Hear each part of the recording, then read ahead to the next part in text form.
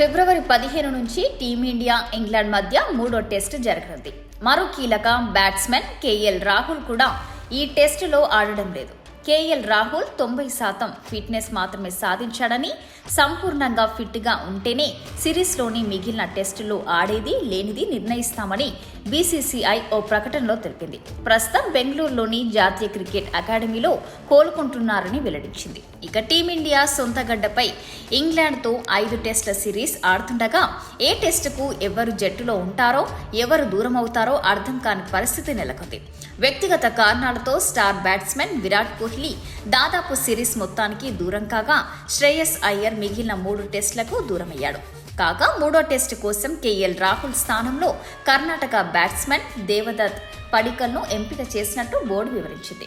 ఇంగ్లాండ్తో 5 టెస్టుల సిరీస్లో తొలి టెస్టు మాత్రమే ఆడిన కేఎల్ రాహుల్ గాయంతో రెండో టెస్టుకు దూరమయ్యాడు.